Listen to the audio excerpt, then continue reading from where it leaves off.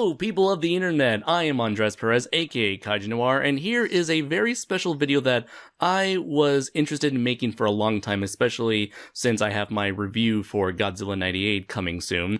And that is a special look at what could have been the final product of Godzilla 98 that we could have gotten back in roughly somewhere between 1994 to 1996, and that is the long sought after, speculated Godzilla 98, aka Godzilla versus the Griffin. And so I brought on with me a special guest. You've seen him plenty of times here on the channel. It is the one and only Sasquatch, Mr. Denny Roth. Hello, everyone. Somehow he managed to track me out of the Pacific Northwest, which is a good thing he knew I was in Kansas, because he can never fucking find me up there. Yeah, it seems like everybody has a hard time finding you and taking like blurry photos of you, but I always seem to get you at the right moment at the right time. I don't know why. I'm very photogenic. Yeah, I mean, you'd think that there'd be like a whole like set of photos and selfies that everyone would want to be taking with you. I should so do that at my next convention. Just have a lot of high professional glossy photos of me walking to signs. Say, hey, with a little hunched over, swaying your arms to the side. Yes, and a little footprint ink stamp, a Sasquatch stamp of approval. Yeah. So, you and I have been talking about Godzilla 94 for quite some time now, and I remember you had strong opinions about the story itself. And I am full of incorrect opinions. So or unpopular opinions. Unpopular. So I thought it would be very interesting just to have you and I give our thoughts on both the script that was penned by Terry Rossio and Ted Elliott, I believe. Yes. They're also responsible. They're also scriptwriters for Pirates of the Caribbean, Small Soldiers, and Shrek. All those are actually pretty good films. I actually like Small Soldiers. Not a lot of people remember. I remember Small Soldiers. Yeah, I actually grew up with that, watching that all the time on VHS. And wait, wasn't that a Joe Dante film? Your guess is as good as mine. You're the film critic. Oh yeah. And we're also going to be looking at the fan comic that's gained some notoriety, mostly because for most people, I'm assuming that, script reading isn't really their thing.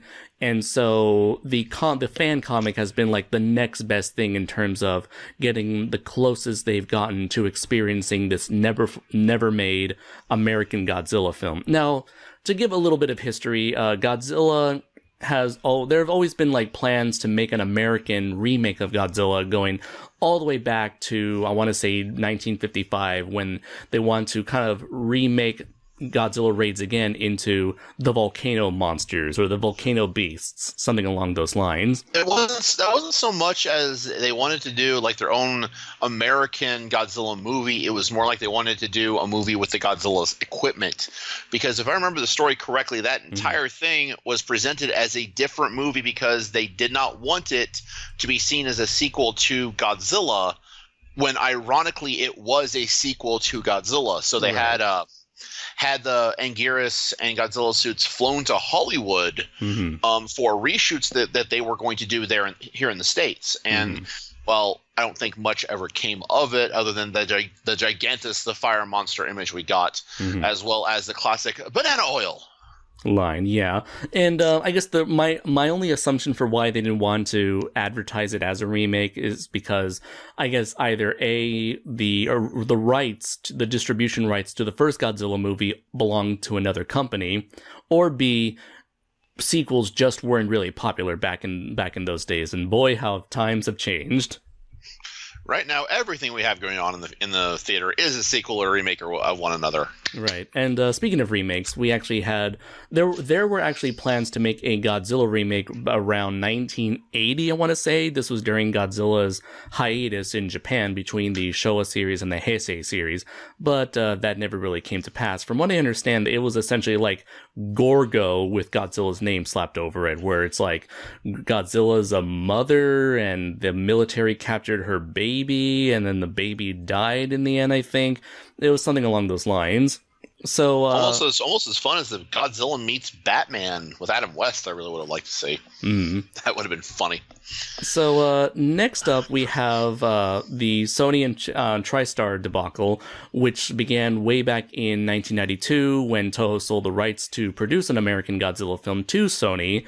And it was around 1994 there was a script that was made by, as we mentioned, Terry Rossio and Ted Elliott. And that is the subject of today's discussion. So it was essentially Godzilla. He has been frozen in ice for some amount of time in a mysterious, amniotic, almost womb-like prison. And so out of nowhere, Godzilla, is resurrected, and several generic scientists and, like mythologies, speculators are following him, trying to find a way to beat him. But there's a second monster from outer space called the Griffin that's come to defeat Godzilla and take over the world. Godzilla and the Griffin do battle with each other, and humanity learns to put their faith in Godzilla as the world's savior. And so this whole entire script was eventually tossed out the window by Sony. Supposedly, the official reason was that it was too expensive to produce. And in some ways, I can see that, which we'll go into that later on. But irony of ironies. Oh, irony of ironies. But according to the writer of the script himself, it was supposedly too faithful to what we tend to think of when we think of Godzilla, big monsters duking it out with amongst each other. And Sony didn't want that, and they want to go in a more quote-unquote realistic direction, hence why they went with a Godzilla that doesn't look very humanoid, who doesn't fight giant monsters, and whose whole motivation is laying eggs and protecting its babies in the most dangerous area possible. Of course, because a giant monster is so realistic in the first place. Jesus Christ, don't need sex. So we ended up with this. So, my first question to you, Denny, is how did you first discover Godzilla 94? Back when I got ready, steady access to the internet, I was frequenting a whole bunch of Godzilla forums. I like to do Godzilla research. I like to look up stuff. This is way before Wikipedia even existed, mind you, way back in the early 2000s. And I came across a script when I was in high school, and I actually read it for the first time there. And while I was attending high school, and it's kind of left a really odd feeling in my mouth. It wasn't so much like I absolutely love it, oh my god, this is amazing. I wasn't so much oh my god, this sucks kind of thing. It was like, I'll say, oh, that's a thing. Okay, that's kind of cool. I think it was like one of the first movie scripts I've ever read, actually. But I think it came out because there was some discussion. Of course, this is after Godzilla 98 came out, and reading up on forum posts and other resources, found the script, and that's where I read it for the first time. Mm-hmm. And I read it once, and I didn't read it again until this last week. And like you, I don't read movie scripts that much. And in fact, the last one that I read, the first one that I've ever read was I'm blanking out on his name. Why am I doing that? But the Power Ranger one. Landis. Max Landis' Power Rangers that, you and I had experience previously discussing that script.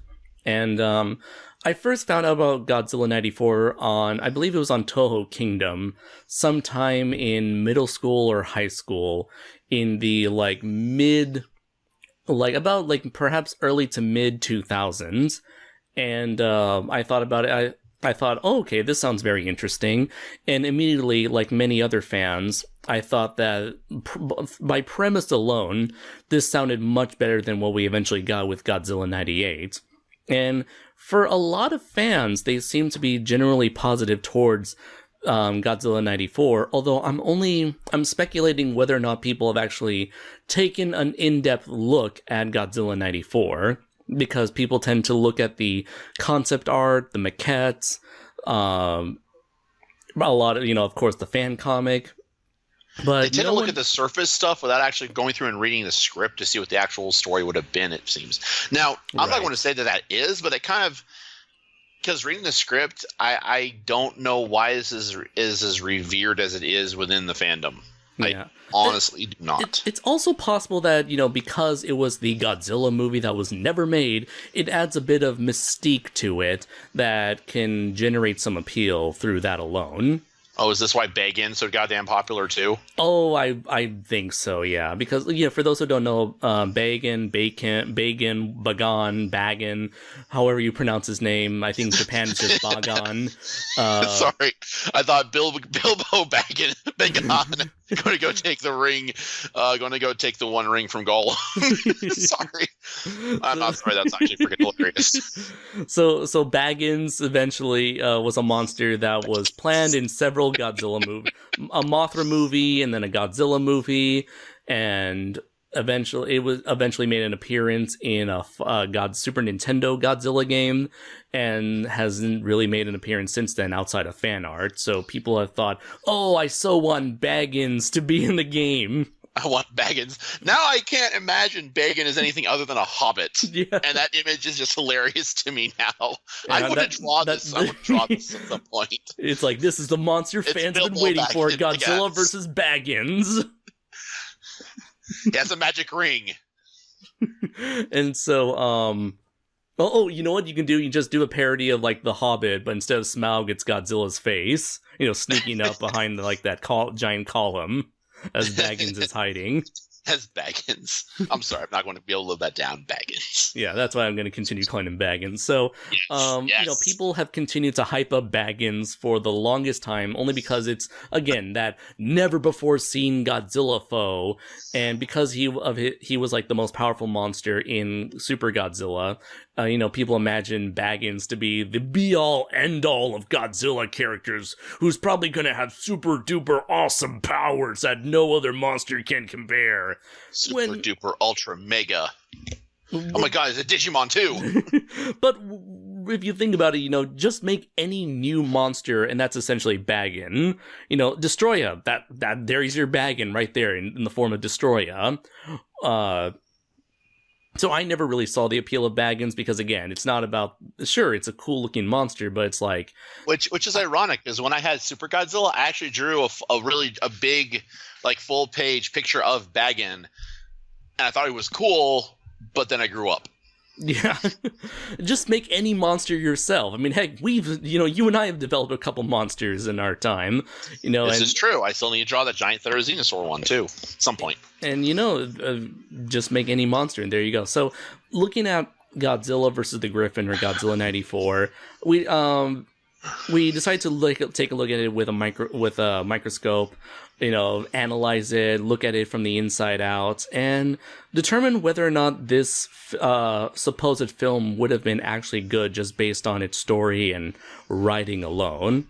And what I found was it's a story with a very similar premise to things we've seen in the past. For me, it's mainly a combination of Gamera, Guardian of the Universe, and Godzilla 2014. But somehow it manages to take this very solid premise and make it feel rather generic.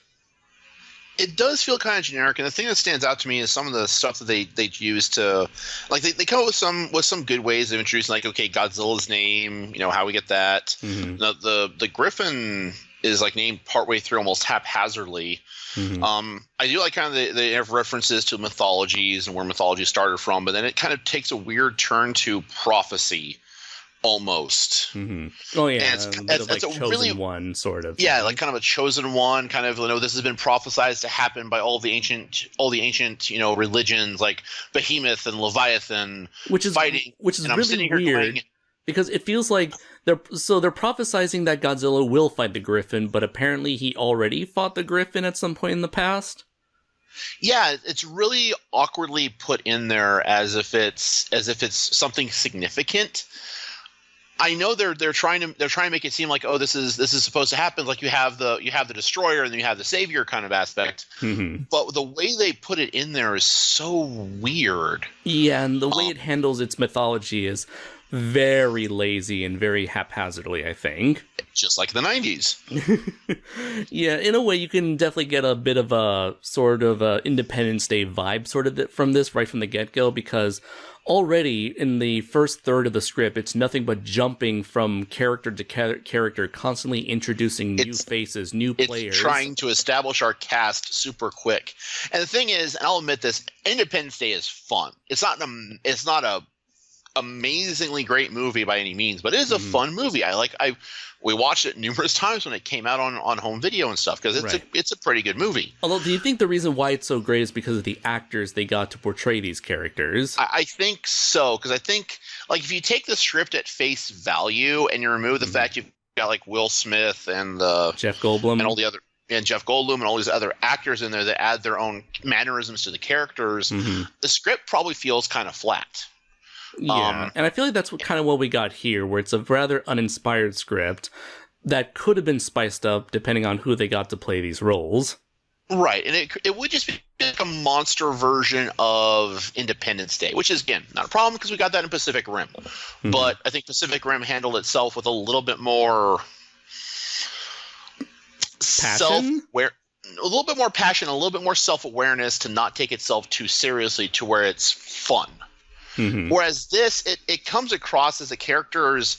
You got to try and get these characters bullet points, because we're introducing so many characters. We got Colonel Pike, we've got the two scientists, we got their daughter, we've got another two scientists, we've got some extra side characters, we've got some other character I forgot existed, and I have no idea what his entire role in the actual military hierarchy is.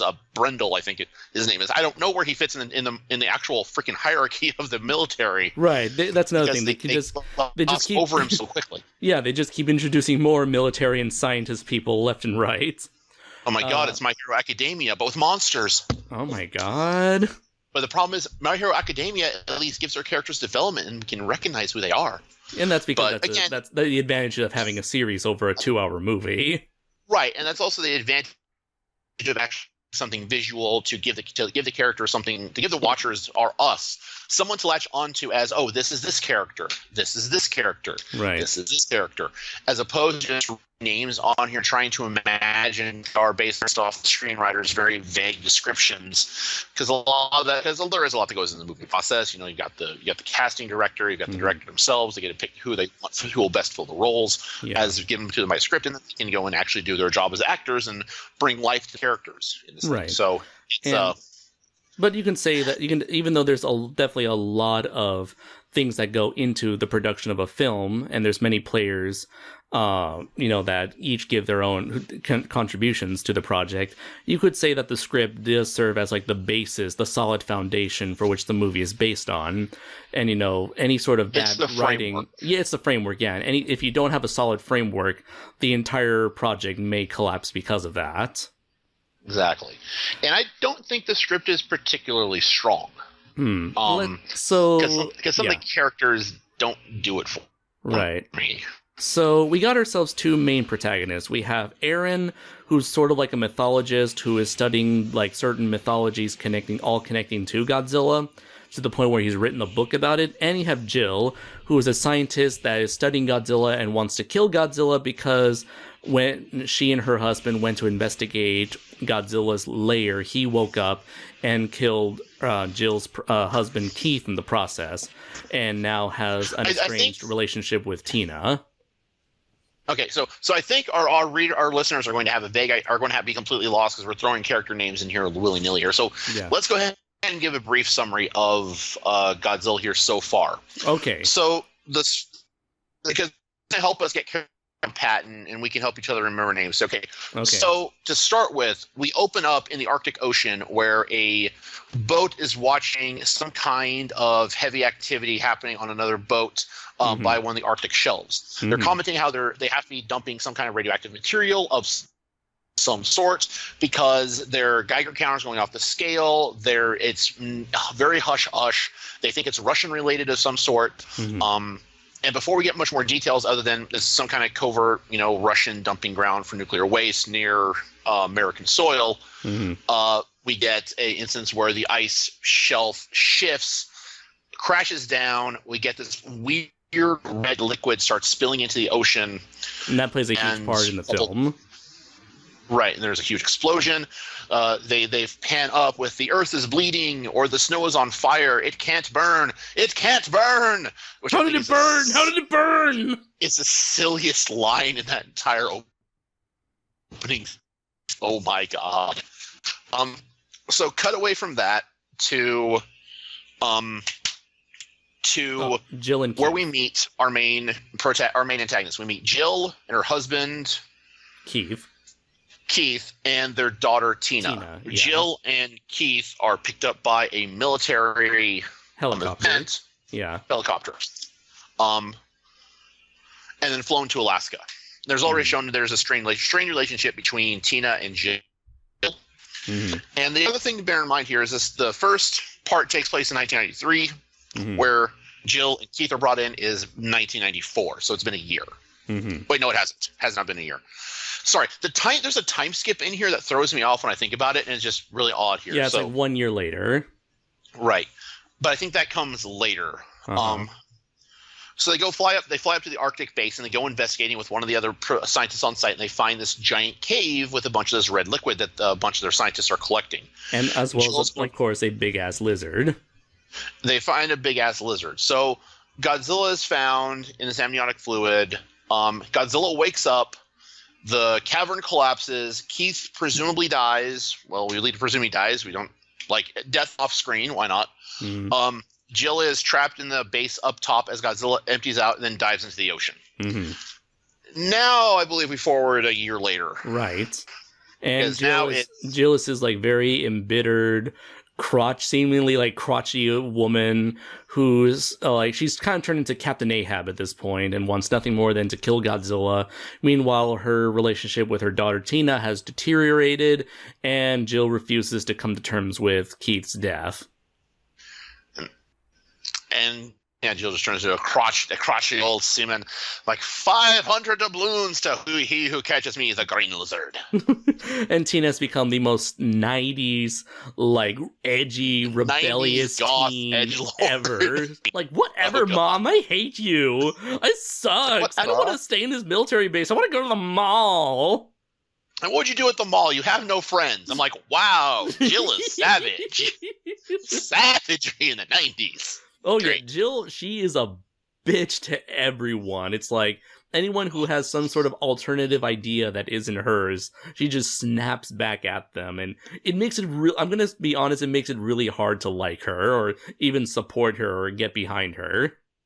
Oh, no, she has little to no redeeming qualities at this point at this point at all. And it sucks because her and Tina are supposedly the emotional heart of this story, but none of it works for me. It's how I felt watching the ending of Godzilla City on the Edge of Battle, where you can tell the movie desperately wants you to feel something, and here I am sitting here saying, I don't feel a single thing with these characters. I don't feel a goddamn thing. Yeah. I'm trying to remember because I think we might be missing a very important thing here. There's a very important event because Godzilla does make landfall. Oh, yes, in Japan, of course. In one of the it says here Taki Islands. I'm trying to find the exact one. Right. But it is a Japanese island, and I believe it's meant to be an homage to the scene in Godzilla 54 where one of the only surviving member of a wrecked ship manages to reach an island, and then he eventually gets attacked by Godzilla. So I was incorrect. The 1 year skip happens because we have the people watching the covert Russian activity. The ice shelf breaks, snow catches fire. They fly the scientists up there. They find the cave. They find Godzilla. Godzilla wakes up, trashes the cave, kills the husband. He's no longer relevant. Yeah, goes off, attacks a fish village. To eat fish. Yeah, and now we cue Matthew Broderick. That's a lot of fish. Survivor of the village, Junji survives. Right, and Junji is the a guy, only one that sees them. Right, and so a year has passed, and he's been in some sort of mental hospital sort of place. After Godzilla attacks, because after the Godzilla attack scene, because Godzilla also acts really weird here. He takes the village, decimates it. Junji's the only one alive, and then they go then we go to a year later. It's 1994 now. And now we come back to a mental hospital in Japan, and we meet our two other main characters, Marty and Aaron. Yeah. And so these are the people we talked about who are researching mythology, looking up information on Godzilla. They name him based on the name that Junji gave the monster, based on an old Japanese legend, just like, the original 1954 film. And it's really funny that they said, wait a minute, I've done research on Gojira. According to official translation, it's Godzilla. And here I'm kind of thinking, wait a minute. And this is a little nitpick that's also prevalent in Godzilla 2014, where it's like, if you're going to translate Godzilla in a modern day context, it would never really be Godzilla, because nowadays our translations of Japanese katakana is much more sophisticated. So people would say, oh, Gojira is just Gojira. There is no Japanese translation. It's just a made up bullshit name. Right, and that's the other part of the thing, because you have the mixture of gorilla whale, and it's like, that doesn't match Godzilla's description at all. It's not a real Japanese name. That's, if it was, it would be kanji instead of katakana. Which, funny enough, there is a kanji version of Godzilla's name within the subtitles of Shin Godzilla, but apparently, really, apparently these are very rare kanji that apparently most Japanese people are not unable to recognize. But I will look into it and see what those kanjis mean. But yeah, traditionally it's katakana, and katakana is used for bullshit Japanese. Right. So they're talking to this by bullshit individual, I mean made up words or Japanified foreign words. Japanified, foreign, anglicized, Romanized words. Yeah. Language is weird, is what we're saying here. So we're saying that in the modern day context, Gojira would never translate to Godzilla. The only reason why it's Godzilla is because people didn't know how to translate katakana back in 1954 or 56, technically. So hand waving aside. Yeah. Rant aside. So to give you an idea of Aaron's viewed as this, like, if you ever watch Ancient Aliens, he's the guy that they have on Ancient Aliens spouting out all the bullshit. Yeah. And they have the one guy that goes, I'm not saying it was aliens, but aliens. He's that guy. Except he's right. That's the big thing. Is the big difference here is that Aaron is right. Annoyingly so. Like, annoyingly from a plot perspective. Like, he can't be this goddamn right all the goddamn time. And, he's shot down by Jill for having stupid theories, only to be proven right later on. And he's the one that eventually comes with a plan to subdue Godzilla using the same amniotic fluid that trapped him in that icy prison for all those however many years. Which, amazingly enough, we have so much of it, we can put him in stasis for a while. How much was coming out of the damn thing? Are we talking like a freaking geyser, a geyser of red oil? What the fuck's going on here? It seems to be kind of like kryptonite, where it's this like easily accepted like plot device to use whenever it's necessary. Godzilla doesn't need fucking kryptonite. Fucking God, why do you people like this script? Because they probably haven't read it. But yes, Godzilla it's Baggins. Baggins. Because it looks cool. It's what do you call it? The Baggin principle. If it looks cool, nothing else matters. No, that's the rule of cool, and don't you dare defile it with Baggin's name.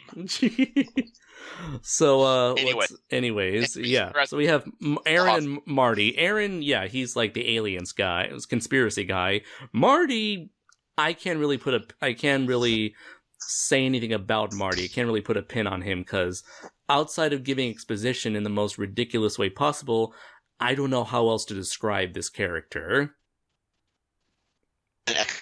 Dump. That's the best way. That's the only way to describe his character in this script. Can you repeat that, because you're breaking up? No, he is an exposition dump. Okay. That is the best way to describe him in this story. All right.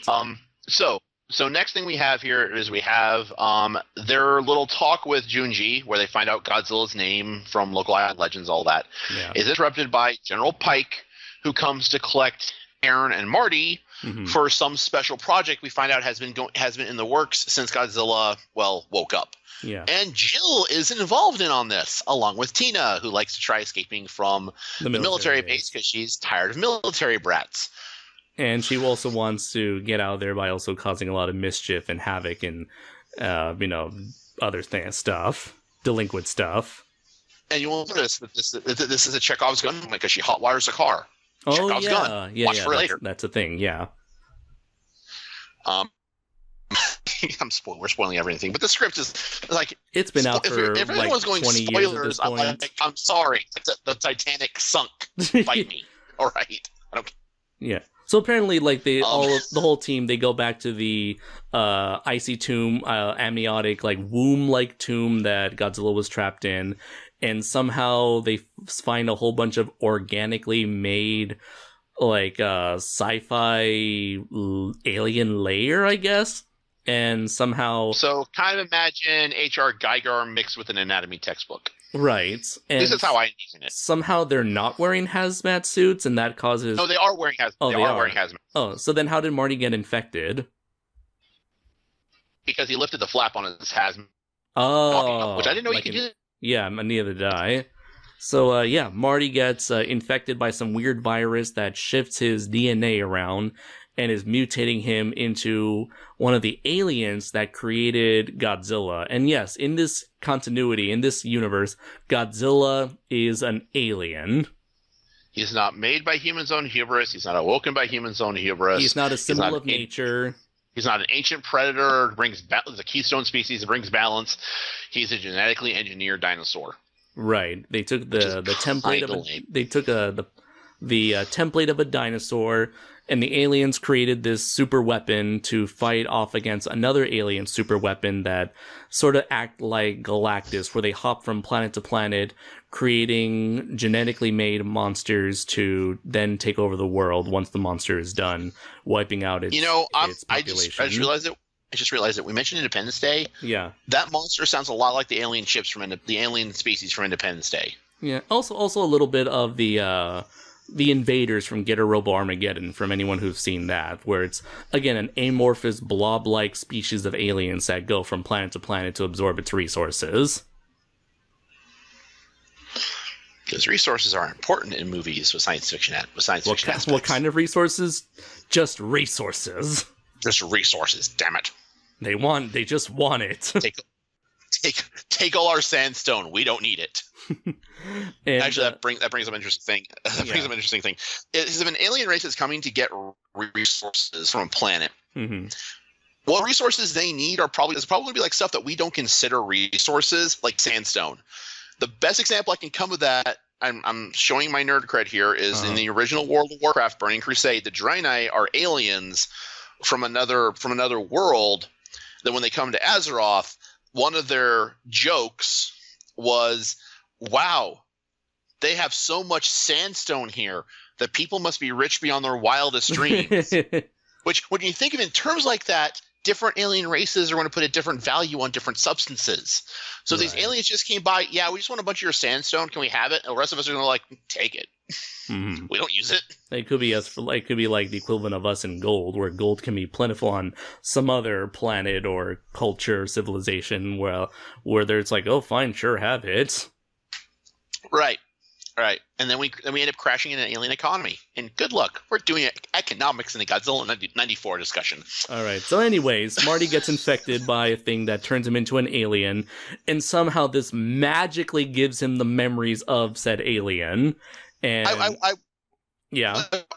argue that if the aliens are like kind of a hive mind, joint consciousness kind of thing. But there is no hive mind to connect to. Right. No, I'm saying you could explain that, but they don't bother to. It's just a brand new personality that comes out of nowhere that Marty shifts between. Sometimes he's talking as Marty, other times he's talking as the alien. The alien. Beep-boop the alien. Beep-boop the alien. Baggins the alien. Which I kind of wish, honestly, reading that scene is like, I kind of wish they had built that up a little bit more. Uh-huh. And Marty gets infected, gets sick really quickly. It's like what happens in Prometheus, not Prometheus, but in Alien Covenant, mm-hmm. where they get infected by the spores, and then they start going through a rapid change. So I was thinking of that myself. it would have been interesting to have Marty slowly go through the story. As we get to certain beats, the story, he expands more on it as what's relevant or going on. That would make for something kind of more, a little bit more visually and engaging story wise. But they don't. And it would be cool to have like him be a permanent fixture of this status quo, where whenever new alien shit happens, they can always rely on Marty, the alien, Marty the hybrid, to exposit or give some sort of helpful advice on fighting the next foe that this Godzilla would supposedly fight. But no, he ends up dying right after he has served his purpose. Right, exposition dump is done. He's dead. We can focus on the core characters now. Right. Which there's not really much there. God, why are we finding more interesting things to do with this than they did in the freaking actual script? I don't know. And that's another thing. Whenever you have, I've noticed this a lot in modern day movies, where eventually when things start to slow down, the characters eventually have a nice calm period to like talk things out. Maybe we learn more about these characters. Maybe these characters share something about their lives to each other. They open up to each other. They strengthen their bonds, and they become closer. For all of you wondering, this is like basic script writing. For all of you wondering, these are called character moments. Yeah, but character development. Yeah, but this movie has. This script for the supposed movie has no character moments. There's no moment where the characters just sit down and talk or share however they feel, or their motivations, their ambitions, their goals, their personalities. They don't have anything to really flesh themselves out. I can hear your fans saying, "Well, what about the monster action? We don't care about the humans." Well, to that my response is, human characterization has been a core in a lot of the Godzilla movies. Without that, you don't have a decent movie. Right. I mean, part of the reason that Godzilla 54 Go ahead. God, we talk about each other. Part of the reason Godzilla 54 was so strong was because of a good, solid human element that makes the movie itself endearing as well as impactful, with all of the ideas going on between, the aftermath of the war, the atomic bomb undertones and overtones, the changing of traditions and mentalities in a society from generation to generation. Without those, you lose context, and that kind of makes that important. In this movie, there's literally little to do with this. Yeah, you took the words right out of my mouth, man. And it's like, sure, the monster stuff may have been interesting or cool or badass, but it's like, you're going to be stuck with these humans far more often than you are going to be with Godzilla and the gang. And it doesn't matter how much screen time you give Godzilla, how much focus you'll give to the monsters. At the end of the day, there's always going to be more human footage than monster footage. And if you don't like human footage, then I guess you're just not a fan of movies in general, because that's how movies work. You need a character to be invested in while the monsters are destroying shit. If you don't care about the humans, then you're not going to care about the outcome of this eventual battle. Sure, the Godzilla himself... Boo! Humans suck! Sure, Godzilla himself has always been a character as well, but you can only do so much with a character like Godzilla because he can't really relate to humans as much. I mean, that's kind of a big reason why people would enjoy something... Again, I compared this movie to both Gamera Guardian of the Universe and Godzilla 2014, where Godzilla is a monster who is facing off against a supposed old rival of his. Meanwhile, and serving his role as protector of the Earth. You have Gamera, who is, a genetically engineered monster fighting off against another genetically engineered monster in order to fulfill his role as savior of the Earth. And guess which movie is considered, the better movie? It's probably Gamera, because, sure, on top of the fact that its monster scenes are well done, but also its cast is a lot more... It's a lot better handled than Godzilla 2014. And Godzilla 2014, I would argue, is much better handled than this film, at least. Because, without the human element, because we're writing from a human perspective, and that human perspective is what you're going to latch on to. So when you're doing movies like this, the human element is what wraps you up the drama of the moment, the dangers of the moment. If there's no drama, if there's no tension, if there's nothing that makes these characters interesting to watch, then the movie is bloody boring. If there's anything about cult movies is that they have this something about them makes it endearing. Whether it's the characters, because the story may not be good overall, but if the characters are endearing, that makes up for some of that problem there. And again, sure. which I'll admit is 24 problem is human element is not but some of the relationships between some of the drama between some of them make up and makes a little bit more of an emotional impact. Right, yeah. I mean, sure, Godzilla 2014 does have major issues in terms of its human plot line, but, the stuff between Aaron Taylor Johnson and, Bryan Cranston characters, that is way stronger than anything this movie has to offer.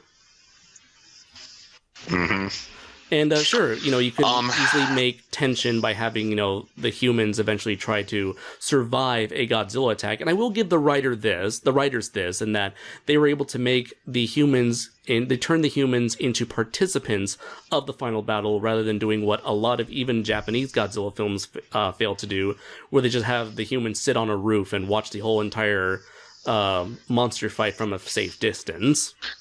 I think part of that may do with the differing culture mentality about human involvement in large-scale events. Because I think for a lot of Japanese audiences and a lot of Japanese movie makers, these are gods. These are things that we have no chance of standing up to.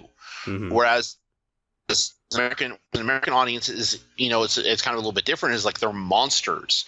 Part of our mentality and part of our culture from our British roots, from our Anglo-Saxon roots, Celtic indicates roots? And even Celtic, Anglo-Saxon, Greco-Roman, is that the monster can be defeated. There is nothing that can stand up to the strength of humanity. That is interesting. So being involved in that final fight, because this is the same thing with Godzilla 2014. You've got them in. You have Aaron Taylor Johnson getting directly fucking up the Muto's offspring with flare and a gas leak. So I think it's that mentality between the two different groups there is that, the humans getting involved because I think the mentality here is humans can change the outcome and can have a small to large effect on big scale events against monsters if they try. Which, to their credit, we do. It's that victory kind of thing that is very very favorable in the West, is that the humans win, or that the good guys win. So for that, in that instance, it's kind of important for us to have that moment in here, which I think that the movie makes it a really interesting action piece too, with the very tail end of it there, but also makes it very unbelievable. Especially when you have, buildings falling everywhere. We run into kind of weird. I can't think of the term for it. A kind of a weird disconnect at that point. I mean, because we want the human characters being involved in the events, because we're not just bystanders. We're not just going to stand by. We're going to take action against these monsters and do what we can. So. And what's really strange is that, I guess the writers felt the need to shoehorn in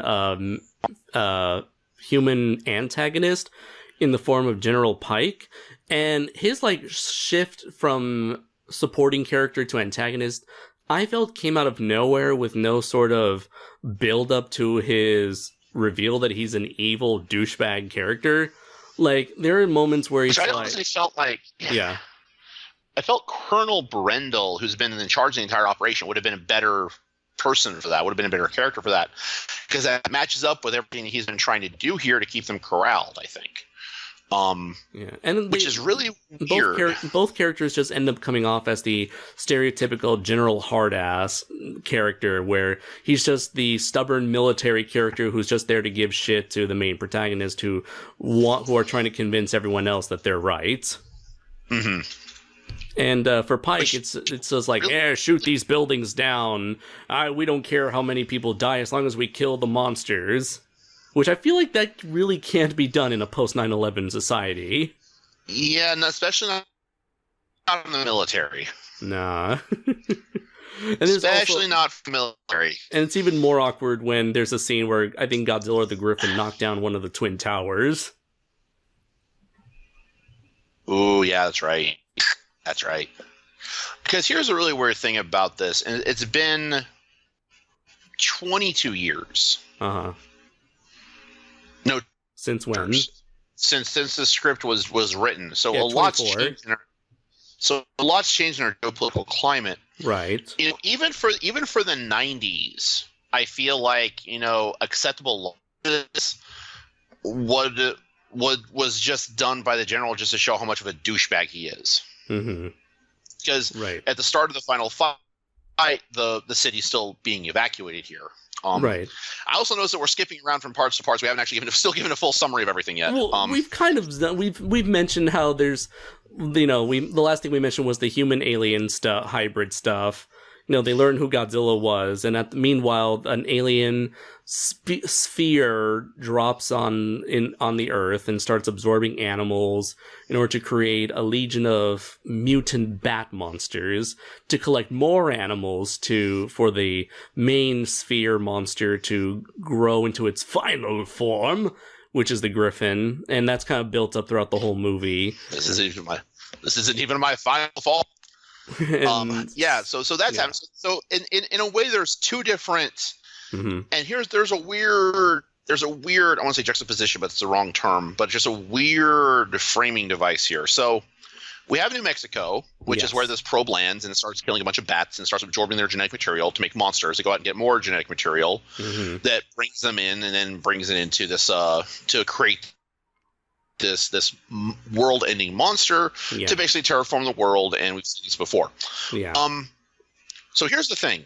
We got two different set pieces going on here that we're following here and trying to follow in the script. We've got the Godzilla set piece, and we have the New Mexico set piece. And the thing is, the New Mexico set piece actually feels a little bit more like a classic, 90s kind of horror movie. You got a monster. You have a giant monster movie, and you have kind of like a small slasher style movie with bunch of small town trying to survive. Monster creature attacks, and it's built up with a little bit more suspense and a little bit more weird stuff that kind of seemed by the X-Files than anything, which is I thought was actually kind of nice out of the entire script. Yeah, but during this, we have two things happening. We got two things happening. One, Godzilla attacks San Francisco, yeah. Francisco. Well, Godzilla doesn't attack San Francisco. It's just in his way. Right, and then he gets taken down by kryptonite. He's taken out of the film for a while thanks to his kryptonite. And then he's flown across the country via helicopter. Right, that gave me flashbacks to that Yongari remake. Yongari remake. Yeah. So Yongari remake gave me flashbacks to King Kong versus Godzilla. But here's the thing: he's crossing New Mexico. Yeah. And he doesn't wake up because the Griffin's there. Right, that's a weird thing. Also, because this thing fell. One of the biggest plot holes I didn't understand was, why did he go to... If the Griffin was heading towards Godzilla and Godzilla was heading towards the Griffin, how the fuck did they ended up in New York? Because I think that the facility they put him in was in Maine. Oh. But then... or somewhere in New England. So, but the thing is, you have to keep in mind the timeline. So the Griffin wakes up and then starts flying towards Godzilla. Meanwhile, Godzilla finally wakes up because he can't take it anymore, or can't sleep anymore. Right. Gets up and then starts making his way towards the Griffin. They happen to meet in New York City. Even though it's farther to the left than where either of them were to begin with. Right. But the other thing is the Griffin has wings, stops a couple of times, almost knocks a commercial liner out of the sky. Aaron and Jeff. Is it Jeff or is it someone else? Jill. No, not Jill. Oh, Jeff gets paired. Aaron gets paired up with someone. Oh, right. I can't be bothered to remember who it was. Yeah, he gets paired up with who he meets in New Mexico. Who happens to have all this C4 explosive information. He's done scuba diving. He's a jack of all trades. Okay. He meets that guy. Oh, I remember. That's like one of those last-minute character additions. That was like, why are you still following these characters? He meets him in New Mexico, and he's at the town. It was ravaged by the. but ravaged by the Griffin, yeah, and they both investigate, and he's like, I know stuff about weapons. Cool. Do you want to join me? Okay. No, it's like, you got money? It's going to cost you more. Oh, yeah, man. Yeah. And, like, the government can pay you. Like, the government pays you a lot, don't they? Right. That'll be twice. That'll be double the pay. That'll be triple the pay. Right, and now he's a main character for some reason, even though he was introduced, like, right and before now he's the a main third character act. at the end of it. Yeah. I tried to remember and I tried to look for him. I could not find him anywhere earlier in the script. Right. He's just at the diner. Yeah. And he just gets tagged on. Like, he didn't have anything built up to this beforehand. And he's like the character that they need now for some reason. Right, for some reason. Let's see. After that, eventually Godzilla and the Griffin meet, they clash, and you have like two separate, well, I guess three sort of human stories going on. You have Aaron, who is trying to, he and his new partner are trying to blow up some control collar on around Godzilla. I think around his neck or something that's inhibiting him from using his full strength. You have Jill, who's going out of her way to rescue Tina. What? So a little bit background on that here, just so our listeners aren't. If you haven't read the script, then here's what we're talking about.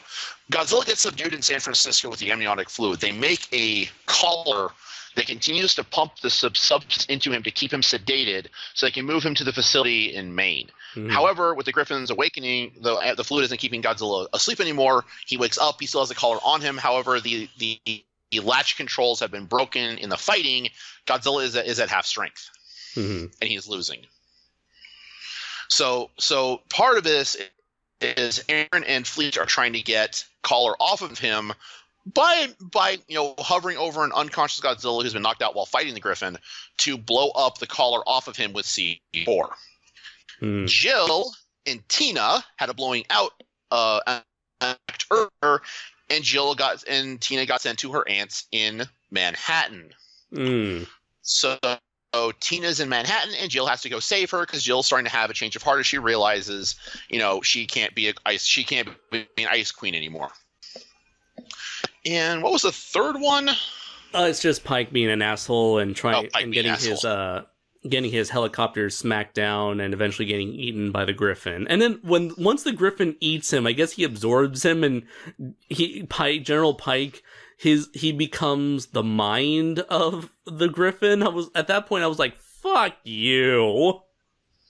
Okay, so a little bit more. So the Griffin absorbs genetic material. Right. It absorbs Pike, and throughout the movie or throughout the script, we see that General Pike has a tick where he'll pop his neck. He'll do a quick snap, quick tilt, his neck pops. Yeah. The Griffin gets that. Yeah. And he gets the information. He gets the information that the fluid, the amniotic fluid, is Godzilla's kryptonite. And thus we have the final showdown where the Griffin tries to use that to immobilize Godzilla again. It fails. Godzilla slices him open like Jason Statham did to the shark from the Meg. Spoilers, you haven't seen that movie, go watch that movie. That movie is awesome. And basically the Griffin dies. Godzilla spikes it on the Brooklyn Bridge, spikes his head on the Brooklyn Bridge. He ends up decapitating his enemy, much like Godzilla 2014. Not as awesomely, though, because he basically just rips off. Looks at it. The head's still alive. Yeah. Godzilla just kind of looks at it, disgust, and then spikes it on the wreckage of the Brooklyn Bridge. I'm like, that's tacky. And and then Godzilla goes off and does the same ending as Godzilla 2014 or Gamera or any other Godzilla movie, where he just goes off into the ocean and the characters are there to lament the events they just went through. And Jill becomes a better person, a better mother to her daughter, and we end it. And it's a very Hollywood-style ending. It's a very 90s ending. It's a very 90s movie kind of ending. Right. Now you just need some pop rock song at the very end once the credits start rolling. Yes. Oh my god. You could actually have had Michael Jackson do the end credits song. Yeah, the most 90s thing ever. Yeah, fuck Free Willy. This movie needs to have, that song while Godzilla's like swimming through the water. Doo doo doo doo doo doo doo doo doo doo doo doo. I would play it, but you get flagged. Right. Imagine like the military's going after Godzilla. There's some random little boy who's like, "Go Godzilla, you can run away!" Godzilla dives over the boy. Yes.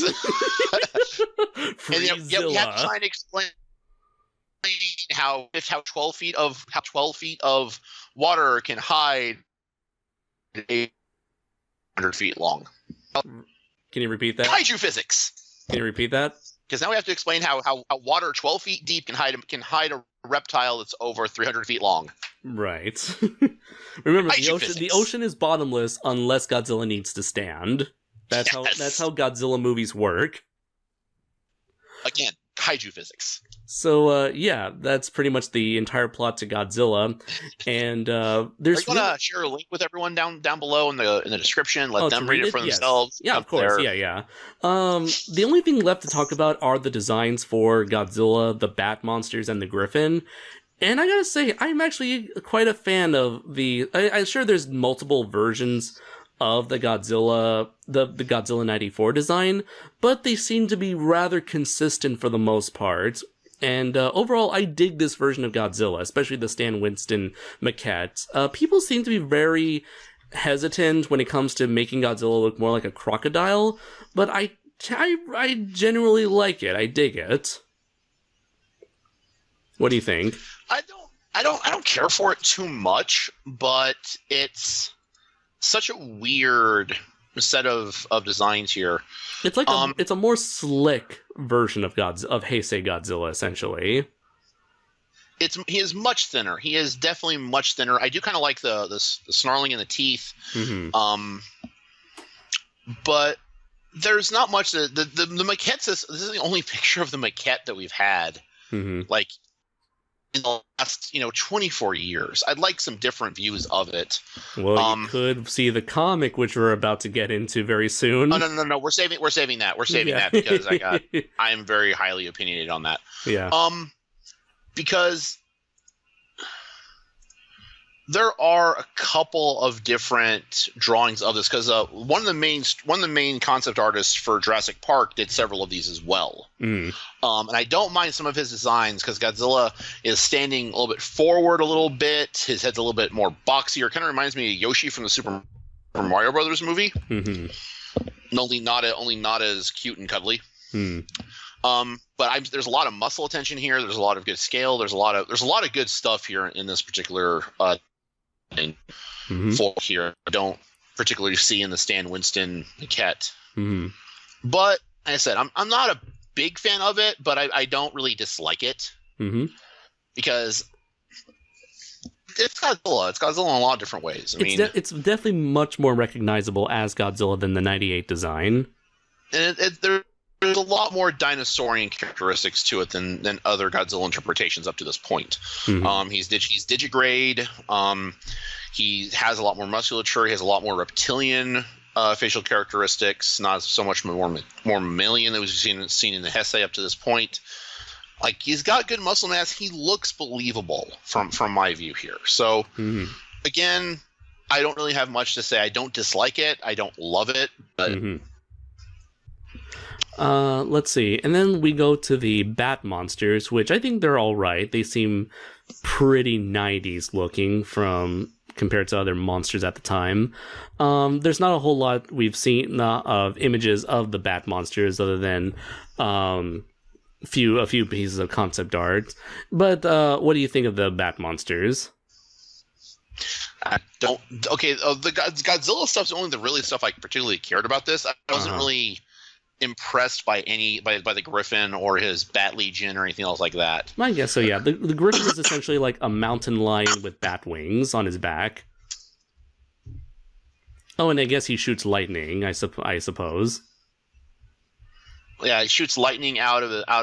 He's got like a mouthful of snakes. Oh yeah, his tongue is composed of snakes.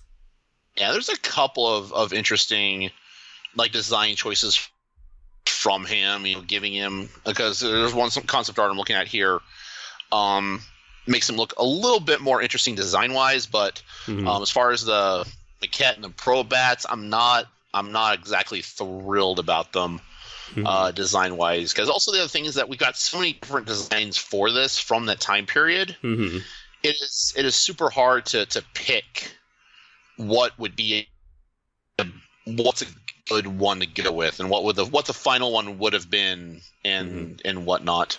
I do like the Stan Winston maquette for the Griffin, even though the picture itself is very blurry.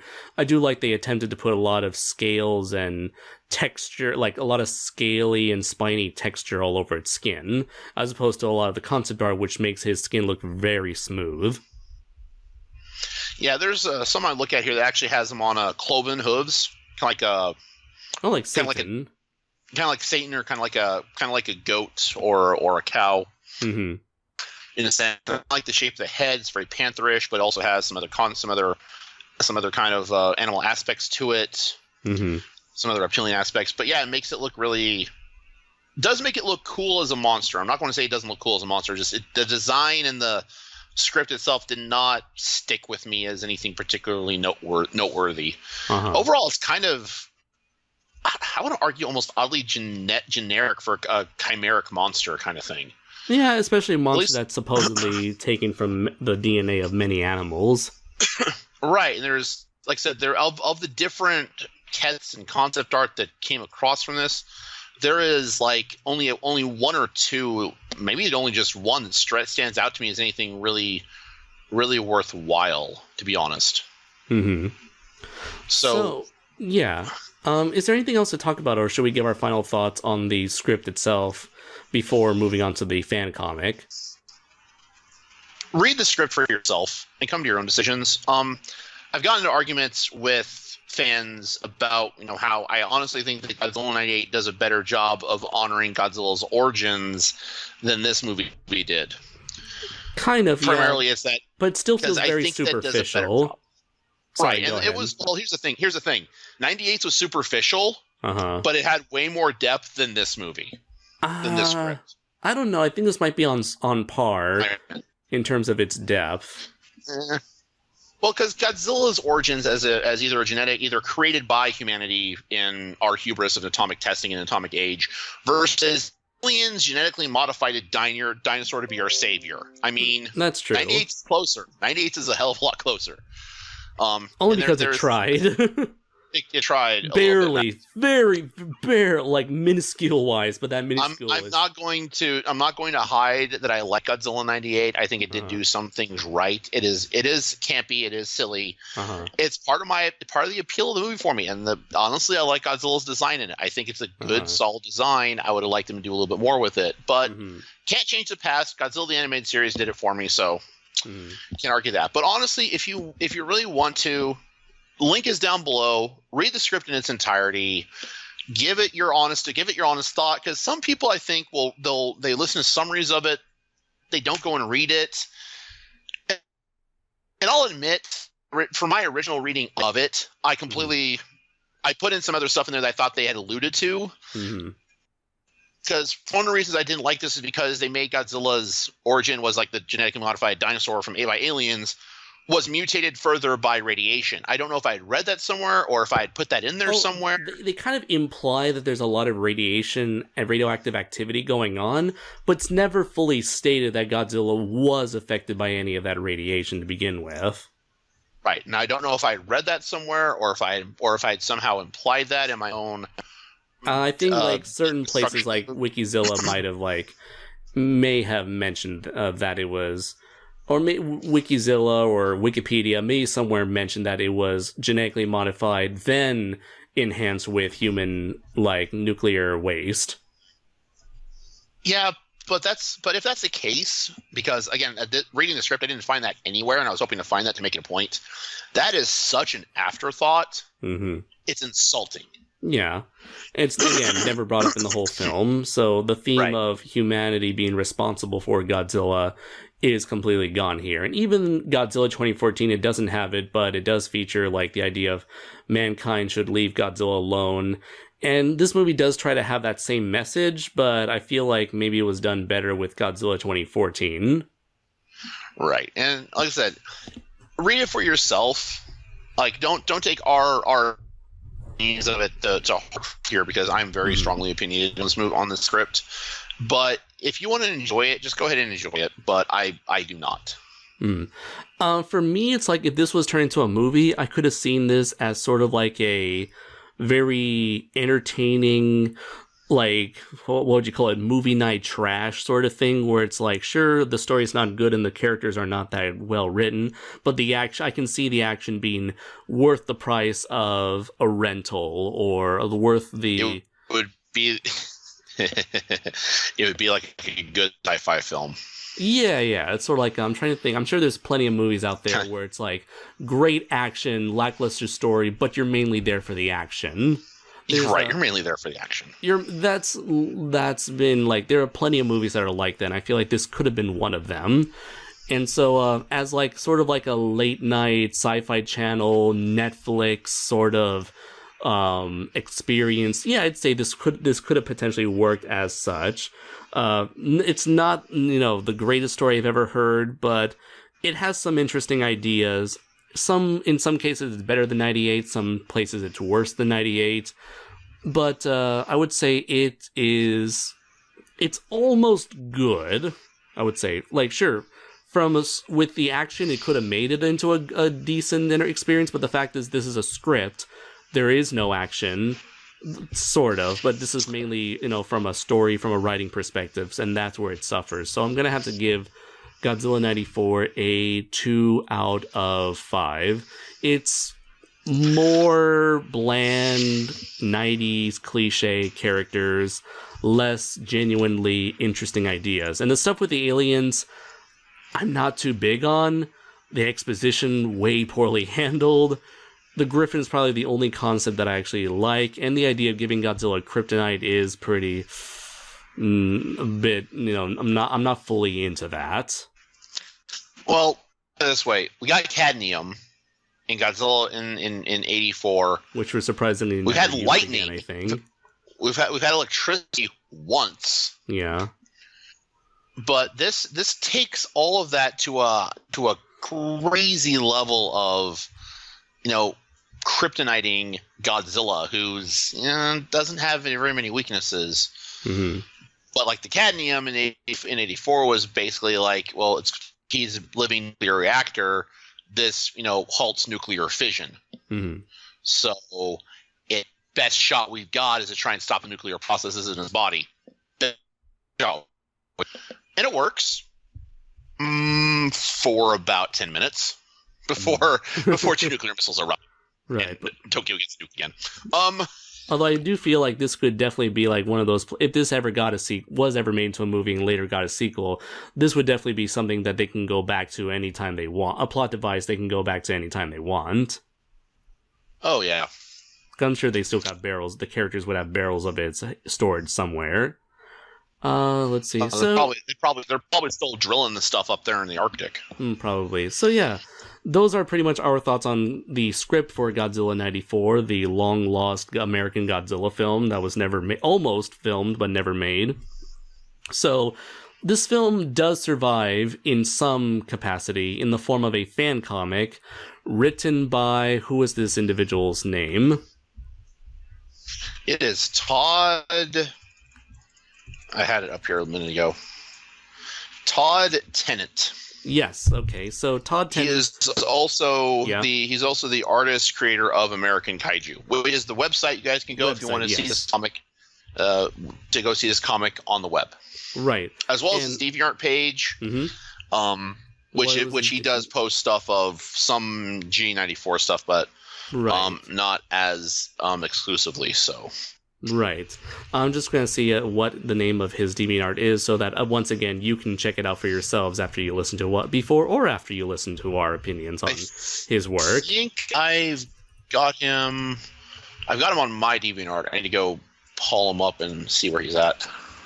All right, is Sid Silco. That is SYDSILCO. Yeah. Now this one has this project has got a pretty interesting history where I'm not sure when he first started this project, but he was uploading a good number of pages to his own website, American Kaiju, where he also shares his more other original art that's clearly inspired by the likes of Godzilla and King Kong. And so he got up to page 78, which is roughly about near the halfway point in the script where Godzilla is attacking San Francisco. And at that point, apparently he is still working on the comic. He's planning on making it 200 pages long. And the reason why he hasn't been revealing any more pages is because he is currently looking for a publisher with the backing of Terry Rossio to further convince publishers to publish his comic. And I'm going to have to be real with this. I don't think this is ever going to be I don't think he's ever going to find a publisher for this. I mean, the fact that IDW lost Godzilla, their little rights to Godzilla, I think Toe's now being somewhat protective of the comic rights to Godzilla. Maybe they're going to go exclusively for Legendary from here on out until the Monsterverse is done. So it's like, currently, outside of Legendary, no one else has the legal rights to publish Godzilla comics. So unless he goes to Legendary Comics to publish his book, he's not going to have any luck trying to get it published. Otherwise, Toho's going to sue the shit out of his project. I mean, look at what happened. Here's the thing. Here's the thing. Toho ain't going to let this see the light of day because as they're concerned, the script doesn't even exist. Right. And like, this movie never got made. Right. It's not part of the deal with Sony. It doesn't exist at all. I mean, here's the thing. You're planning on, you can, even with a fan-made, a non-profit fan-made project like Godzilla Heritage got shut down by Toho. If you were planning on if you plan on making actual money from this through a publisher, then you can sure as hell expect, Toho to come knocking at your door with a cease and desist letter. With a cease and desist letter or a list of changes that you're going to have to make if you wanted to see the light of day. So you're better off. That's kind of what you're better off. Like, sorry, you can go ahead. It's like sorry, I know what you're going to say here, but it's time to let it go. I mean, it's the thing that bugs me about Todd here is his ego a little bit, and I'll get into that a little bit more here. But it's like he thinks this is like Todd, if you're listening here, this isn't going to get published, man. No one's touching this. There's no way you can get the rights for this. Toho will shut you down. If not with a cease and desist, they'll make you do changes to it until it's no longer the script, because the script doesn't matter. It's the unused. Whole novelty, that the whole reason why anybody wants to read this is because this is their best chance at seeing a visualization of the long lost Godzilla film. So if you're going to have to change it to the point where it's not even Godzilla featured in this story, people are going to lose interest in it. So I think you might as well just upload the rest of it on DeviantArt or American Kaiju. Right, and the other thing is here, it says on one of his promo pages for over 200 pages of Monster Mayhem, the Godzilla story every Godzilla fan is dying to see. It's a graphic novelization of the unmade 1954 film. It's not going to get made. It's not going to get published. Do it as a fan project. By all means, finish it, please. I mean, obviously, it's brought a lot of attention to his work. It's garnered a lot of attention, and there's one thing I can tell you as a Godzilla fan artist: Godzilla fan art gets people attracted to your site, but that's all they come to see. Which is a double-edged sword. Very true. And another reason I don't think this is ever going to get published. And I'm sorry, Todd, if you are listening, it's not that well made. I mean, people, I don't really see anybody criticizing this comic, probably because it's like they're more blinded by the novelty of, ooh, look, it's the long lost Godzilla film that's now, been visualized for the first time ever. Sure, I can see that. That's fine. And maybe we might be the first people who will be critical of this project on a quality, based on its quality, and we may come off as mean-spirited, but I do want to say that we are not aiming any sort of criticism towards the artist as a person. We are merely critiquing his talents that he has put out there for the world to see, and we are here to judge him based on how good of a job he did at portraying this story and its characters and its world. I might judge you on your ego a little bit, but that's just my personal take from this. Thanks, Denny. So I want to be honest. Right. I'll be honest. Okay. So I'll leave the critique, the personal critiquing to Denny. Meanwhile, this comic man is straight up ugly. I don't know how much mental or physical fortitude I have to go over this, as I will be ranting and raving as someone who publishes my own comic and has tried to do a lot of research into how to do comics effectively, and asking other comic professionals how to go about doing this, and it's cringe material for artists. Like, it really is. This is we're not. critiquing the work. We're critiquing the work. Yes. I'm critiquing the work now. So I'm critiquing the work. So not take any. We want you to get. I can't believe we're acting like we're still talking to Todd. We want you to be better, Todd. We're critiquing. We are not out to tear you down. We want to help you get better, and there's a lot you need to improve. I will make one statement here that's going to be very thing to remember. Some of these pages are over 15 years old. So true. So some of these are things that can be fixed, but I also see some mistakes that are still showing up in his more recent work that's less than 3 years old. So there are still mistakes here, and there's still things I'll point out, and I will be pretty harsh, because I've admitted in the future, or I've admitted in public, that I'm not really a fan of Todd's work. So I've admitted publicly I'm not a fan. Right.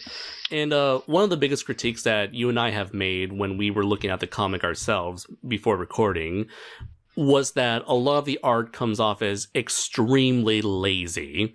Like, there's so many photoshopped elements in this comic. I'm not sure if it's to replicate the look and feel of a live action movie, but it doesn't work. If that's what Todd was going for, it doesn't work at all, because you are never going to convince me that this is meant to look like a live action movie when so much of the backgrounds look like 3D acids taken from a computer from 1998.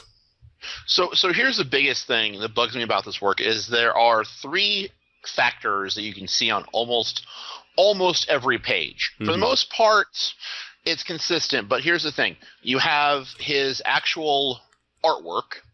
You have what's identified as Sketchfab background assets that he's moved, because Sketchfab is a program to assist you in drawing backgrounds, specifically buildings, because you can actually build, backgrounds and stuff in there, and you can use that as guides. So it gives you like a 3D model and use that as reference when you're drawing the real thing. Exactly, that's what it does. But instead, he's using the 3D models as the real background. Right, add some color, and there you go. Take a screen cap, save the picture, save whatever you see there. Bam, done. The third thing that shows up are strictly literal. Can you repeat that? Literal images that are basically put on there, and they're digitized a little bit so that they don't come off as completely lifelike or completely photorealistic. But they're there. They're put through a filter, and they're there. So we have the 3 elements. We have his own artwork, these 3D rendered environments, and then these literal photographs. They're just Photoshop edited, manipulated to match some of the style of what he's trying to go for here. And all 3 of those are super off-putting. Right. Now, as an artist, I will tell you, using references such as the backgrounds is not a bad thing. A lot of artists do it. A lot of digital people do it, but they don't use the actual photos. They don't just use that background, because you have this visual disconnect where the people don't look like they're actually in the setting that you're putting them in. Right. It looks like, and I described this to Andres earlier, it looks like the Incredible Bulk movie where everyone is on a green screen. it looks so unrealistic that you have no investment in the characters are actually there. Right. Even when Godzilla makes his first landing on one of those Japanese islands, everything just looks like a very old 3D PC game. Meanwhile, you have this illustrated Godzilla who doesn't really match with his environment, so he just looks like he's kind of floating on another plane of existence.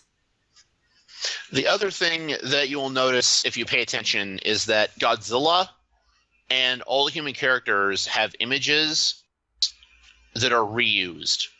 I'm not talking that they've been used for references. They've been strictly pasted into other panels with no change in lighting, no change in anything. You see this if you pay attention to Godzilla, you will see this. Right. What was the page that you used? You will see reference? This.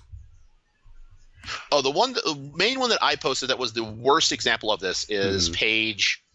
All right, so there's page 6, lower left-hand corner. We have was it Keith? Oh, the husband, yes. The husband. So the Keith character. Now, the page that we're looking at here, he's in the lower left. He's in the third panel.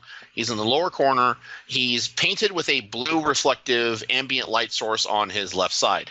He's kind of reminding me of Two-Face here with like the half red face. Half blue. Right. And so when you go to page 8, it's that exact same panel. Oh, okay. Only zoomed in on his eyes. Yeah. The same thing is for Jill on page 7, panel 1, is the exact same image as page 8, panel 2. Uh-huh. Exact same. So again, this is now I've done this once in Marshall Star. To plug my own work. But the thing is, I did that for the background and for the character in question, but the second panel changed the character's reaction because it's an immediate before and after reaction shot. Mm-hmm. I did that with purpose. This is still setting up the story and setting up the characters. Mm-hmm. Within 3 pages, he's reusing character paintings he's done already. Mm-hmm. And it's also all the more jarring where he's illustrating certain body parts and clothing on top of real stock photos. You look at page 9 right here, the next page. On top, like, first off, you can see, like, that girl right there. She's not drawn. She was clearly, like, cut out of some movie or magazine and placed on the panel 3.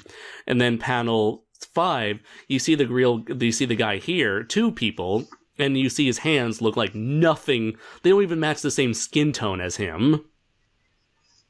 They don't match the skin tone. Plus, on panel 5, this is the panel we're talking about, his clothes is just a picture from something of another kind of fighter pilot sitting right next to him.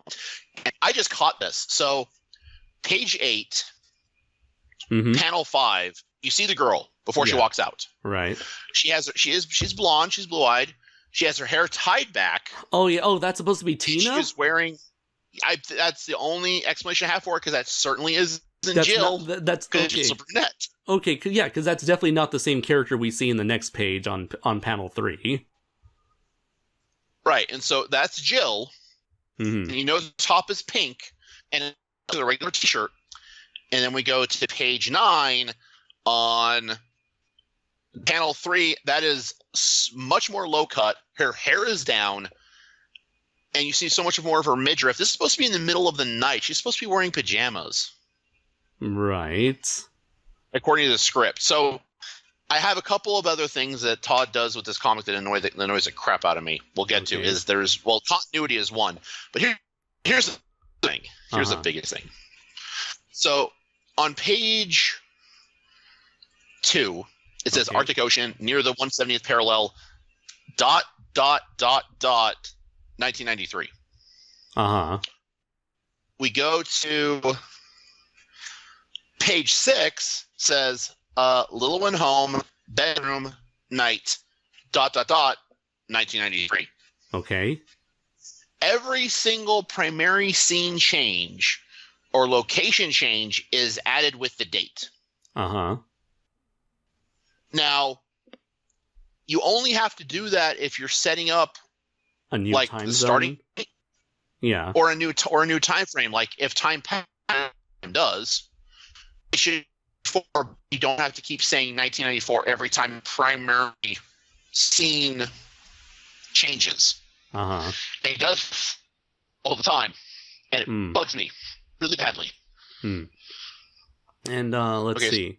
Another thing I really don't like are his human characters. On top of being like, either a lot of them have this very blank stare to them in a lot of their faces, but in some cases there's like too much detail on their faces, such as, page 6, panel 3.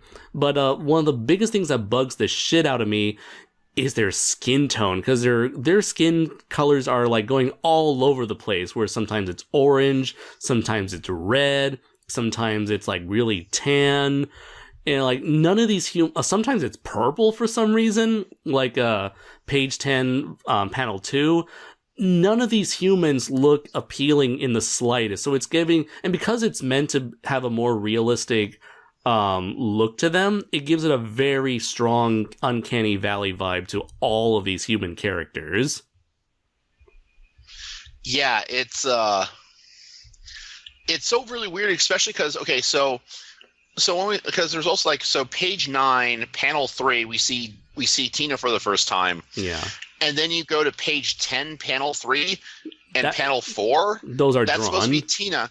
Yeah. Those are drawn by him. That's Todd's art style, and they are so different. You can tell the difference right away. It is not even there. But page 10 also gives me another problem I have with the way Todd, at least in this comic, has incorporated his script and his narrative devices. Mm-hmm. So page 10, panel 5, the helicopter lifts. Jill sees Tina standing in the shadows of the porch, looking very small and alone. The problem is, the panel description is you're looking down at the house from outside the helicopter, and this is narrative. It's narrative description that the director has to work with the storyboard artist and the scene directors. Mm-hmm. This isn't necessary in this format because your job is supposed to show us what that description is. Which he does. If you take out that text, mm-hmm. that's a really effective shot right there, with none of this other extra stuff in here. So he has a habit of adding the directorial notes, and I want to double check this because I'm pretty certain this shows up in the script.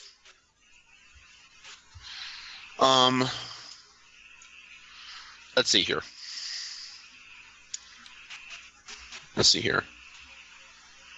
Yeah, okay, from the script, the helicopter, literally, I'm reading from the script now, not the comic. The helicopter lifts. Jill sees Tina standing in the shadows of the porch. She looks very small and alone. That is word for word descriptive visual. That's a description of a visual element that you need to show, not tell us. Mm-hmm. Not tell. Very important in visual media. Mm-hmm. He is telling and showing. You only need the show part. Which is just redundant.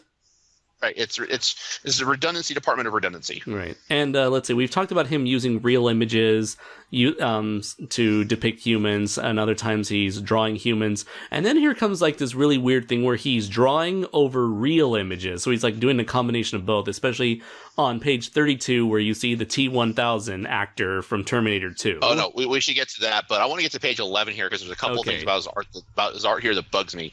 Because I think it's almost kind of amazing how there's so many issues that's brought up within like the first like 10 or so pages, that the reason why we're focusing so much on the beginning is because these are the problems that are going to be prevalent throughout the rest of the comic. Okay, so page 11, Arctic Outpost, ... was it? So many ellipses. ... 1993, ... You don't need so many ellipses everywhere. You just need 3 dots. You're not Neil Breen. Stop it. He is here. Okay, so he is here now. That reference, I feel vindicated. Okay, so again, page 11, we start off, panel 1 is an establishing shot. We have where it says Arctic Outpost and the year, which is not necessarily the point. And it has a description, which is the exact same description from the script, just copy-pasted The transport lands. Also, Transport with ski aren't on the string. aren't captions traditionally meant to be in boxes? They're meant to be in boxes, and they're not meant to be visual direction. Because remember, this is a visual direction for the director to establish the shot. Yeah. This isn't necessary in a visual format. If there was a novelization of this, like as an actual novel, that would be completely different because you would need that, but you don't here as a comic. Which, now that I look at it, the C-14 does not have skis on it.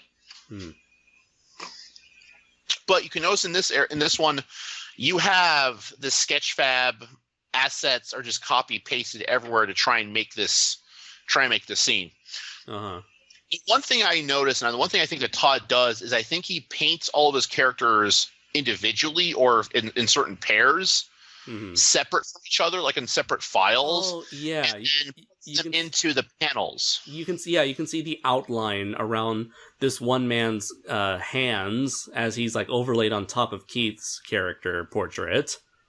Which also looks really weird because the other thing that my main complaint here is that I can't tell whose arms is whose, because in one sense it looks like Keith is both touching the inside of his elbow and holding on to his wrist. But that's this other guy doing that. But the other thing that kind of bothers me is it says radiation patch. If this goes right, consider yourself cured of cancer. That's the same guy saying that, but the way the speech bubbles are placed, it looks very awkward. It looks very awkward because it looks like it's going to make it sound like two people are talking instead of just the one guy. Now you could have it to where the guy says radiation patch on panel 3, and then on panel 4 he finishes the sentence with then Keith adding in the quip of and dead, of course, but currently the word balloons overlap so much on the panels, I can't keep track. And this is the other thing that I've noticed with his comic work, especially in this comic. The word balloons are so out of order. It's like trying to read one of Sonichu comics. Oh no! I need numbers to figure out where the shit goes. Also, he's breaking the 180 rule. Now, for those who don't know what the 180 rule is, it's a term used in cinematography, and I'm assuming in art as well, where if you have a character who's sitting on the left side facing right, and he's talking to another character, that character should be on the left side one character on the left facing right, one character on the right facing left, so that they're looking at each other. And if you get a different perspective of that, you have to keep that same perspective in mind. Right. Make sure if the character is facing left, make sure the character stays facing left in the next shot. Or if the character is facing right, make sure they stay facing right in the next shot as well. Here in panel 2, go ahead. So that is one of the big things to keep in mind with any kind of visual media, movies, television, comics. The 180 rule is super important, and it does have its own specific set of rules on how to use it effectively in visual storytelling, especially if you want to change up a scene. Like you want to move characters around, you have to indicate that they're moving. Otherwise, the audience gets disoriented with who's where, what, why, when, and how. It's supposed to help keep the audience from getting confused on where everything's at. So it's like we have some guy who's reaching out his hand, and then he's facing left, and then the next panel he still has his hand out, and he's facing right now. And honestly, I don't know who I'm supposed to be looking at in the last panel, if that's guy A or guy B. I think that's supposed to be Tucker. That's supposed to be the same. That's all supposed to be the same guy, I think. Okay, so he's facing left, then right, then left again. No, I don't think so. No? What I'm getting from this is this. So Tucker comes in from the right. Stage right. Yeah. Comes in from the right. He grabs and puts a patch on Keith's right arm while Keith is holding his other arm here. I think that's Keith's hand, because it's hard to tell because this Tucker character is faded out on this one shot here. On behind the word bubbles here, so I can't see any detail about where he's at to give me kind of idea of where he's located and what his hands are actually doing. So I can't tell. So and also his hand is holding a folder, and I guess the folder's not in his hand anymore. Yes. Yes, consistency. And we don't know And if we can't really tell if he's actually giving the folder to Tucker.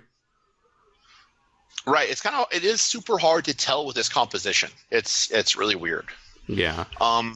Let's see. Another thing is, like, you can notice it in page 13, and that's another big issue I have with Todd's art, is that I mentioned before how I hate how he colors his people, but his whole color palette in general is just really ugly and nauseous to look at. Like, here he seems to love using purple and green a lot in this comic, and I hate how he uses this combination of purple, green, and yellow, because it's constantly making me think of mucus. Like, anytime I see Godzilla, anytime I see the Griffin, anytime I see any use of green or yellow, especially in page 14, you can see it even more so, I think of nothing but, like, vomit and mucus. And it's nauseating. The other thing that bothers me is that sometimes it's hard to tell with his art style if you took that kind of white line that kind of surrounds some of the images a little bit. Mm-hmm. If you took that out, they meld in with the background. They're not popping out from the background itself. Uh-huh. And I can tell in here, like on page 14, you bring that up, he's digitized pictures of caverns for these backgrounds. Yeah. And it's so obvious. And when he tries to hide Godzilla in there, it's super obvious. Like, for this entire scene to work, Godzilla has to be hidden well enough within the entire thing, and he's not hidden very well. I'm like, oh, there's a giant head. Neat. Mm-hmm. Yeah, nothing ever... It goes back to the thing that you mentioned before, where nothing ever feels like they're part of that world. Every character that is traditionally drawn sticks out like a sore thumb. Mm-hmm. The other thing that kind of bothers me is, again, his word balloons. Like, he has the same character say something that continues on to another one, but in most comics you connect the word balloons because the same person's talking. Even if they have a realization, even in a conversation, you don't have multiple separate word balloons going to the same person. If you do, at least have the word balloons like maybe one underneath the other. Right, or even then, that still implies that someone's talking over someone or someone else is talking. Mm-hmm. Whereas in page 14, panels 3 and 4, Tucker, I'm presuming it's Tucker because he has a little kind of pedo mustache, says those aren't stalactites, they're teeth. But the way that's spaced, that's incorrect. That doesn't flow very well because the word balloons also have to flow with the picture itself because that's the way your eye tracks it. And that's the way you want your eye to move across the page. This doesn't do it very well because, again, he does this thing where the two word balloons from the same person, one is over or midway, which is bad visually, and it doesn't let me think because if you want to actually improve the thing, you move the one with their teeth where they are teeth over to either above or below, probably above Keith's head in that upper right corner of that panel. You don't have an arrow pointing to Tucker, but instead you have a connective set of lines that goes from those aren't stalactites, their teeth. That makes that more impactful because that makes your eyes follow that line of that conversation. Mm-hmm. And I do want to say, like, perhaps it's during very few pages, but during pages like page 17, panel 1, where you can truly see the potential for Todd's artwork, where you get some admittedly very stylish, very inspiring shots, such as this one with Godzilla bursting out of his prison. Of course, the color ruins it, but ink-wise, composition-wise, if the rest of the comic looked as good as this conversation we'd be a lot more satisfied with the final product.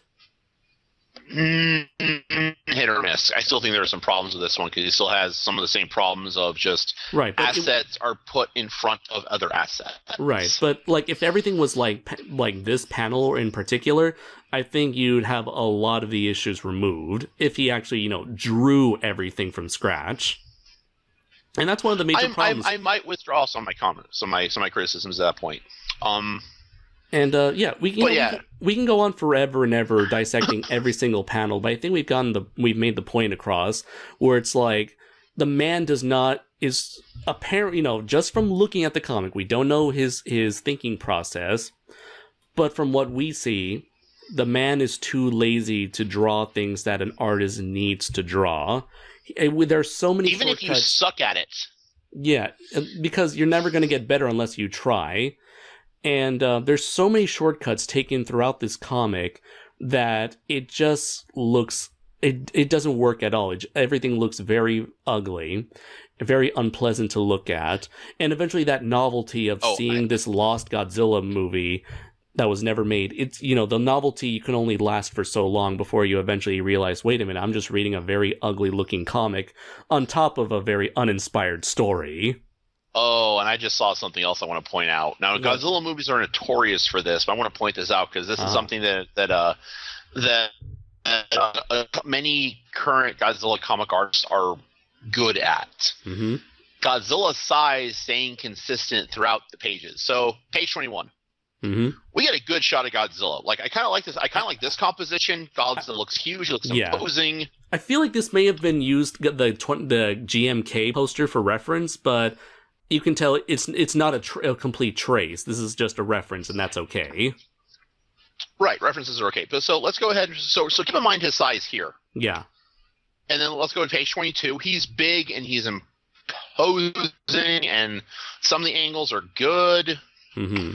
Then we get to page 24, panel 4. Uh-huh. He shrunk. How can you tell? Okay, look at the houses just off to his right. Okay, yeah, he's about the size of 2 houses. Right, he's about the size of a 2 or 3 story church. You know what this reminds me of? The frickin' T-Rex in San Diego. I thought I minded that was a fun scene. But this is what this reminds me of when the T-Rex starts going between a couple of houses. Godzilla shrunk in this. Oh yeah, because where the houses are behind his feet, he's not as big. He's significantly smaller. Mm-hmm. So yeah, a lot of his text here is stuff that doesn't make sense. And again, and we want to talk. You're talking about his coloring being really awkward. So page 26. It's inconsistent because he's got this. Godzilla's now got this admittedly pleasant turquoise look to him, and then by page 25, that turquoise vanishes and it's now that ugly yellowish green again. But let's go ahead and take a look at panel 20. Take a look at page 26, panel 2. Okay. Look at his legs. They're oddly blue for some reason. Right. The thing to remember, and I'm terrible about this, so I'll bear with me. Ambient light sources can add different colors to a character, to an object. Right. Say you have a primarily bright light, then there's another light offside that's like blue or red. That ambient light reflects back onto the object that color. So I'm wondering, where the hell is the blue color for his legs? I'm thinking blue is meant to represent shadow. But it's not, because you look at the rest of his body and that's not apparent in this image. It's just on his legs with that weird coloration. Mm-hmm. You look at the rest of his stuff, because it's his underarm makes it look like there's some kind of ambient blue from below him. There's no source for that. Because his spines are glowing, which means it should be casting shadow downwards, which he has some of that here and there.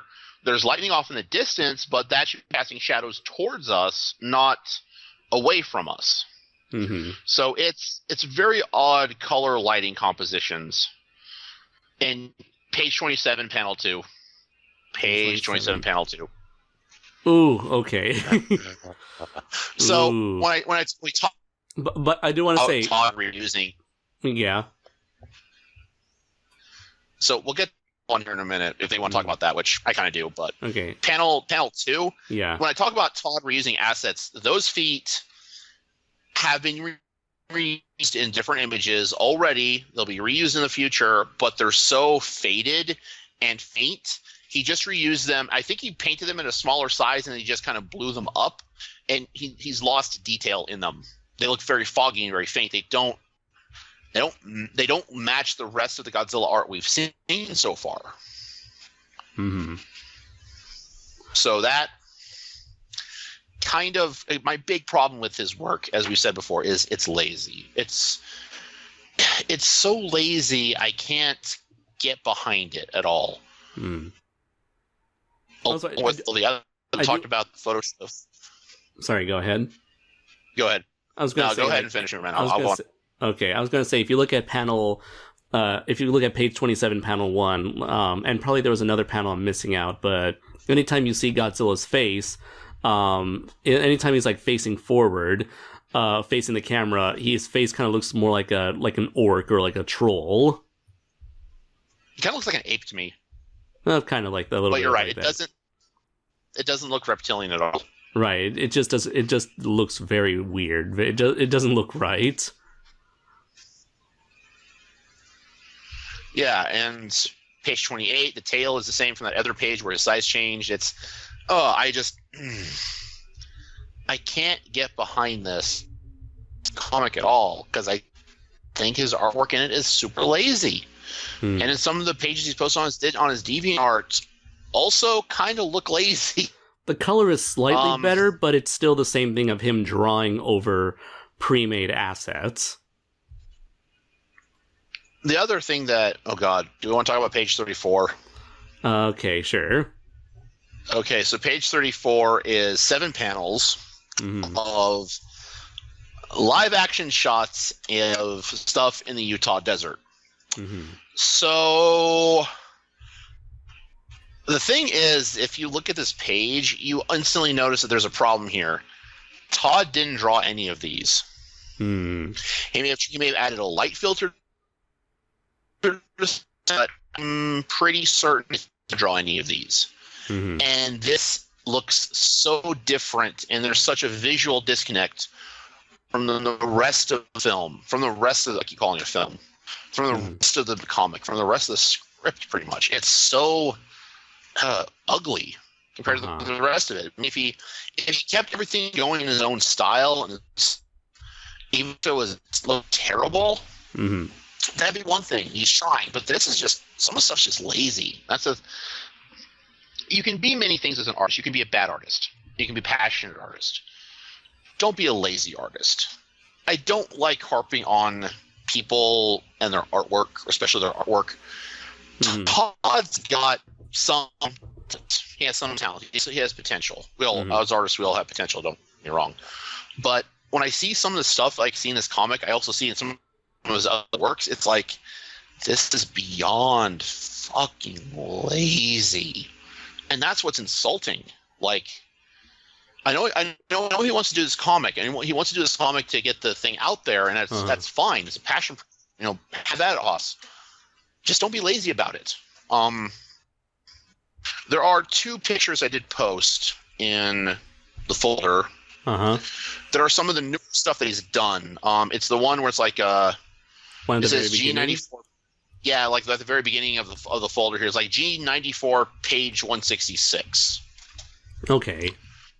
Out of an estimated 200-page book, this is page 166. So it's near the end. You can find this near the end. So you can find this on his DeviantArt. This is up for public. Okay. Right. He's still doing the same stuff. Now I think his art's improved, but the art quality looks more like it's a CG rendered model more than art. But it kind of differs between. He mentions that, like in one of, I think we talked about this before, in one of his images, he admits that he just takes like a CG model and then like draws over it. Right, which I can argue either way on that, but I'm not going to dive down that rabbit hole. But you look at this stuff, and the things don't look like they belong to each other. It looks like they were created separately and just kind of placed on each other. I mean, you look at the buildings; they still look like they've been done in Sketchfab. The buildings look kind of terribly photoshopped apart with an added blur effect. The next one, which is really striking because it's really oddly blurred, is that G94 stalled. We've got this upward shot of Godzilla, also from his DeviantArt as well, so you can see that publicly available. where you see Godzilla from an underside shot. He's cut out of most of the frame, so you just like see part of his right side underbelly. But for some reason, his underbelly is blurred closer to the camera. Mm-hmm. Before you get to this photoshopped out construction of this building that is obviously just a picture of the building, stockimages.com, and modified. So, yeah, this is terrible. Like, this is awful. Mm-hmm. I mean, I would not buy this as for an $1. artist. I would not buy this for $1. No, as an artist, I'm kind of insulted this has gotten as much attention as it has, because its art quality is, I won't say bad, but it's very lazy. And maybe you should draw a Godzilla 94 comic. You know, I bet you that's... No, I'm not touching this goddamn script with a 10-foot pole. I bet you that's what some fans of this movie, that's how they're going to defend it. They'll say, I want to see you do better. At least he's trying. Better. It's called Martian Star. Yeah. And people have bought it. And I have a thing called Draco Azul. I did not draw it, but I wrote it. So I'm ahead of you. Yes, you are. Ahead of you. Yes, but the thing is, we both created something that we're proud of, and we feel we did our best with. At least you draw real buildings. I try to draw real buildings. My buildings are shit, but even I admit that. And so my artist also drew buildings and people. So I want to say this. As an artist, I understand that if people are critical of my work, it feels like a personal attack. It can, because that's your. It's your baby. You're putting out there, so it feels like it can be. If Todd listens to this, and any artists out there who are, or anyone who's out there listening to my criticisms of here, I'm criticizing your art, not your talent, not you. I'm criticizing your artistic skill. Which, you know, people criticize my artistic skill left and right. I actively go out and I get critiques from professionals in the industry to communicate feedback. Okay, how is my pacing? How are my panel structures? How are my dynamic scenes? What am I screwing up on, and what can I do to make it better? How's my panel? How's my composition layout? You know, and I've gotten good feedback from different artists that kind of revalue, kind of repeat the same stuff. So I know that is a primary issue, but they each also go over, it's like, you have this is good, this is bad, this is good, you're great at this is okay, could use a little bit of work here, this you definitely need work on here in this instance here. And that's how you grow as an artist. Never be afraid to ask for critique from someone who is better than you, of which my ego will show and say, I think I'm a little bit better of an artist than Todd. It may not be as pretty or as CG, but to give comment to him here, and he's got potential for it. I can tell he does, but I kind of want to see him do better. Mm-hmm. And if you're an artist or anyone listening to this, again, I'm not attacking his character.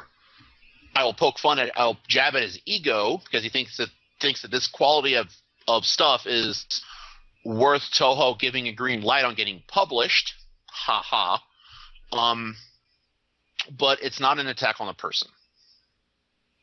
Mm-hmm. So, and that's the thing that artists have to be very careful about, because we're putting our work out there, that sometimes criticism can seem personal. But you have to be able to look at a critique and go, okay, how much of this is actual good criticism and how much of it is just hot air? Yeah, just trolling, or someone saying you suck and doesn't elaborate on that at all. Oh, I've gotten plenty of those. I've gotten plenty of positive and negative critiques. Yeah. On some of my most popular works, and I share those. Any critique I get, I put down. Good. Mm-hmm. Bad. If it's a troll critique, though, it's a troll critique and it's not worth my time. Because I can differentiate between someone actually trying to help me get better versus someone who's just trying to do it for the lulz. So you don't want to be what's that guy's name who's infamous on DeviantArt? Andrew Dobson? Tyler? Oh, no. Dobson. Dobson. Don't be a Dobson. Don't be a Dobson. Or what's his pen name? Tyler Preston, I think. Something like that. Tyler Preston. Yeah, but yeah, don't be that guy. You're a cartoon. Yeah, there's an entire rant on that. Yeah, don't be that guy. Don't be him. Yeah, but if you're an inspiring artist out there and you want to take on an ambitious project, then do it. Okay, do it, and hit the ground running with it. If you're not good at drawing something, take the time to learn how to draw it. Take the time to figure out how to do it, even if it's terrible. I mean, there's a lot of artists at G-Fest I've seen who, I'm not naming names, but I'll say this, that their stuff when I first saw it was kind of bad, but they've gotten better because they have stopped. And they take criticism with a grain of salt and an understanding that this is to help me improve my craft. This is not attacking me as a person. So it's to help me improve.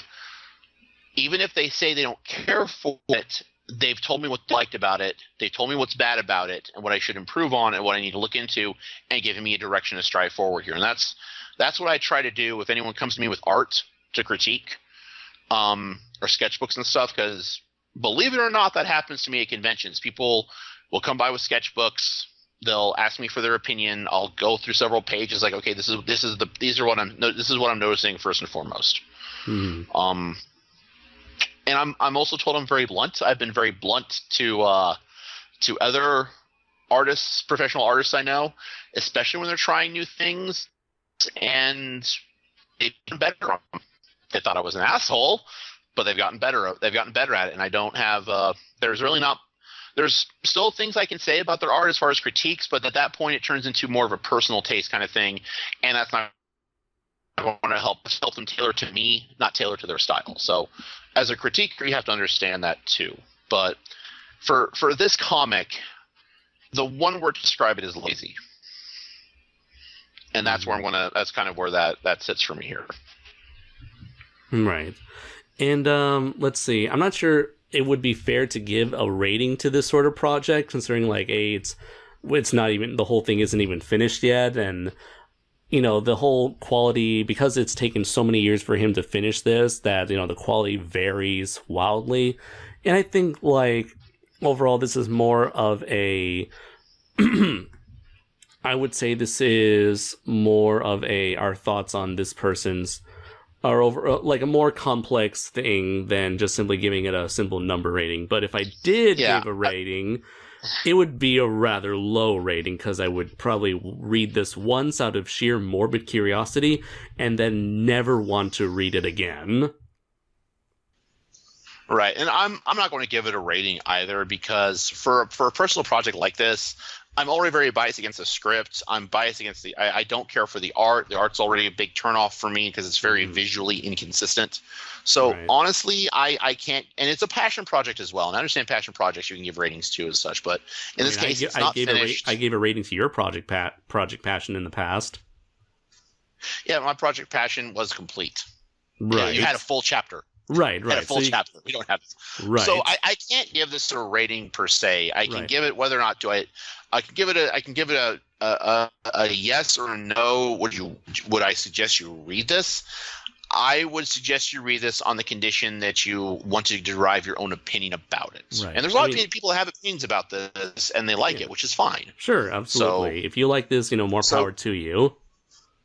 Yeah, so my rating is go read it for yourself, go look at it yourself, come to your own conclusions on it. I mean, you'll probably see what we're talking about, and you'll notice this pattern that he has in this particular comic.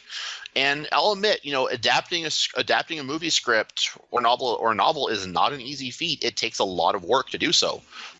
But there's a lot of stuff that could be done differently, especially from my experience in, adapting novels for Project Nemesis, for the Project MyGo submissions. I can guarantee that when they were redoing Project Nemesis between Matt and Robinson, there was an in-depth process of what they went through, of what Robinson went through to get that ready for a comic script, and a lot of work that Matt did to get all that finished and worked on. So it's not an easy feat by any means. So I can't fault him for wanting to take on an ambitious passion project like this. So again, more power to him. But as far as the artwork goes, there is nothing that draws me in at all or keeps my interest beyond the novelty of it being again, that novelty of it being like this unused 94 script. Do I want to finish it? Yeah, finish it. That's why I tell everyone, it's like, if you have a passion project, finish it. Yeah. Do it. Or do it if you want to redo it, go ahead, redo it from scratch. Oh God, yeah. If you want to redo it from scratch with your improved art stuff, it's going to be an undertaking because you're already at least 160 some pages in. Mm-hmm. But you don't have to redo the whole thing. Just redo pages of it that you know to be corrected. So, so yeah, there's a lot wrong with it, art wise, panel placement, colors, balloon or dialogue placement, narrative, exposition, all of that is not the greatest. So I've rambled, I believe, a little bit. Sorry. Yeah, it's okay. So those have been our thoughts on the G98 comic, as well as G94 comic, as well as the G98 script itself. Those are our thoughts on the whole shebang. Tell us, what are your thoughts in the comments below on 94 in all of its various forms, be it the script, the concept art, the designs, the story, the characters, the comic, maybe other stuff made by the artist. Go ahead, let us know what you think. And thank you very much for joining us, everybody, in this large spiel as I myself personally get ready to release the 98 review that you've all been waiting. So I'm so mad you didn't invite me for the 98 cartoon series. Next, we're gonna look at that. Next, we're gonna look at the 98 novelization with Denny Roth. No, I would so do that too.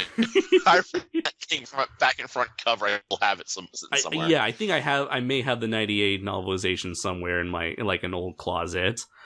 Yeah. Well, anyways, where can people find you, Denny?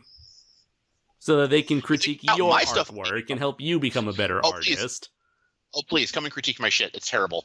You can come and see me at dr-studios.deviantart.com. You can also check out Marshall Starr at marshallstar.thecomicseries.com. On Comic Fury. We're also on Line Webtoon with colored pages, of which I need to start working on those again here. So you can check us out a couple of different places. Excellent.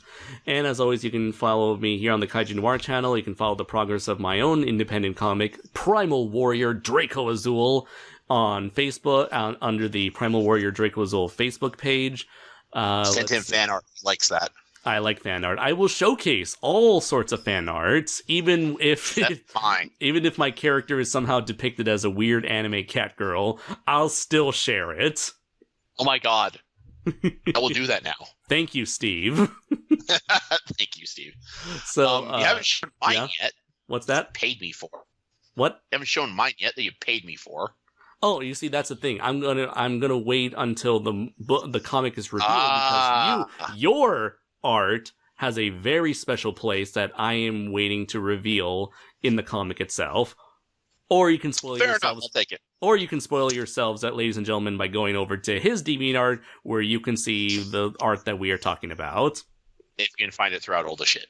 Yes. Let's see. Other than that, let's see. I also have Society 6. I'm selling some t-shirts and art based on Draco Azul and some other characters that I'm collaborating with. Be sure to check that out if any of that suits your fancy. Other than that, thank you very much, everybody, for joining us once again. I have been Andres Perez, a.k.a. Kaiju Noir. And I'm Denny Roth, also known as Draco Berlin, also known as DR the Art God, with no followers. And until next time, everybody, take care.